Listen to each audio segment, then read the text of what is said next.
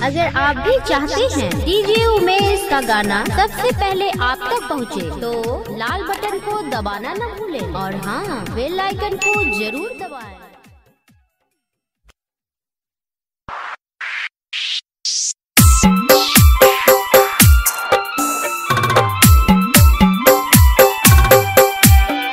Music by DJ Umesh, Shukipur बाजार। रे जतन से हम रीता के पटेलिए, रीता के पटेलिए हो।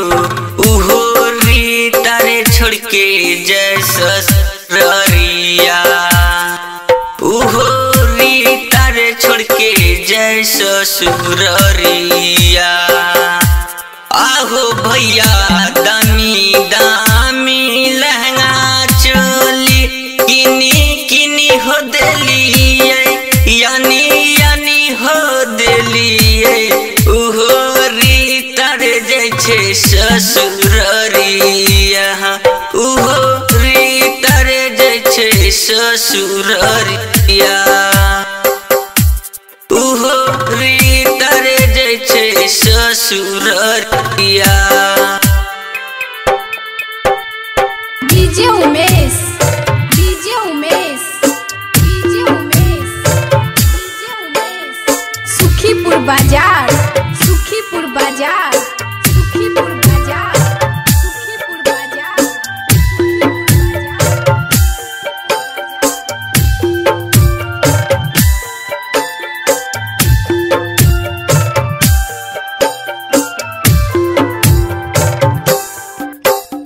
आहो भैया सब करल धारल, दीपक मिथलस के हेतै बेकार हो।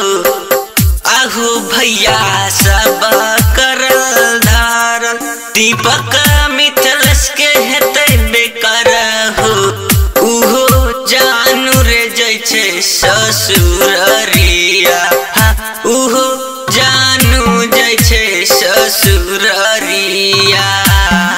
आहो भैया सब करल धारल, छुटते भीम के संगतिया, छुटते भीम के संगतिया। उहो रीता रे जैसे ससुरिया, उहो रीता रे जैसे ससुरिया, उहो रीता रे जैसे ससुरिया। डीजे उमेश, डीजे उमेश, सुखीपुर बाजार, सुखीपुर बाजार, सुखीपुर बाजार, सुखीपुर बाजार।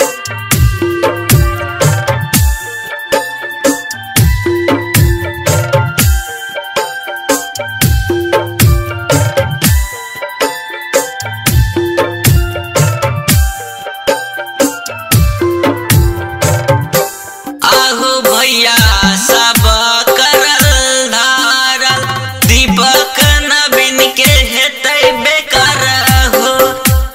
आहो भैया सब करल धारल, दीपक नवीन के हेतै बेकार हो। आहो भैया सब करल धारल, छुटतै भीम के संगतिया, छुटतै भीम के संगतिया। उहो जानू रे जैसे ससुरिया, उहो रीता रे जैसे ससुरिया।